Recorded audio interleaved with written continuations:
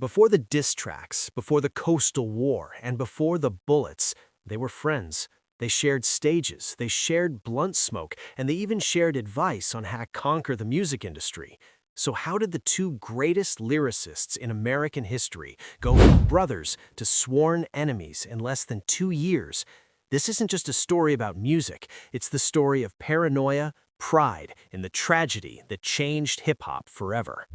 To understand the beef, you have to understand the landscape of early 90s America.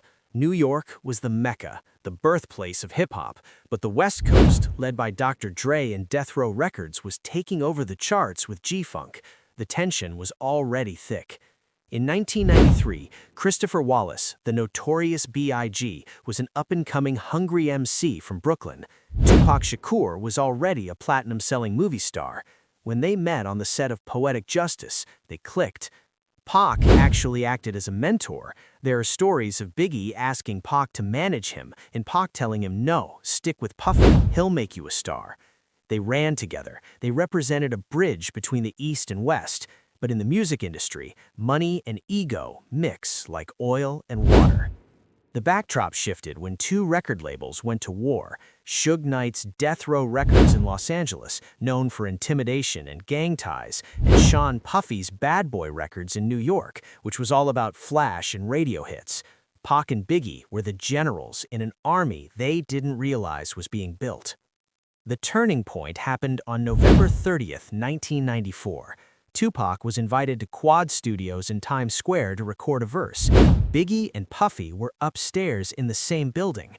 When Pac entered the lobby, he was ambushed, shot 5 times and robbed. Miraculously, he survived, but as he was being wheeled out on a stretcher, he saw Biggie and Puffy looking down at him. In the haze of trauma and adrenaline, Pac didn't see concern, he saw guilt. He became convinced that Bad Boy Records had set him up. Pac went to prison shortly after for sexual abuse charges, broke and angry. While he sat in a cell, the #1 song in the country dropped. Who Shot Ya?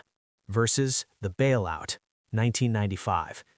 Biggie released Who Shot Ya? Biggie claimed the song was recorded before the shooting and had nothing to do with Pac, but to Pac sitting in a maximum security prison, it sounded like a victory lap. Enter Suge Knight. He bailed Pac out of jail for $1.4 million in exchange for signing to Death Row. Pac wasn't just signing a record deal, he was signing up for war. He walked out of prison wearing a bulletproof vest, ready to burn the East Coast down. The Source Awards and Hit 'Em Up, 1995 to 1996. The tension went public at the 1995 Source Awards in New York. Suge Knight took the mic and dissed Puffy in his own city. If you don't want the executive producer all in the videos, come to Death Row. The media fanned the flames. It wasn't just Pac versus Biggie anymore. It was East Coast versus West Coast. Fans were picking sides. Then came the nuclear bomb. June 1996, Tupac releases Hit 'Em Up. The chorus of Hit 'Em Up. Grab your Glocks when you see Tupac. This wasn't a subliminal diss, it was direct. He claimed to have slept with Biggie's wife, Faith Evans. He mocked Biggie's weight. He threatened the entire Bad Boy roster. It is widely considered the most disrespectful diss track in history. Biggie, for his part, largely stayed silent, refusing to engage on a track, famously saying he wouldn't make him famous, though Pac was already an icon. The tragic end. 1996-1997. The energy was too dark to sustain. On September 7, 1996, after the Mike Tyson fight in Las Vegas, Tupac was shot in a drive-by. He died 6 days later. He was 25. The rap world stopped. The East Coast didn't celebrate, they were terrified. The streets whispered that retaliation was coming.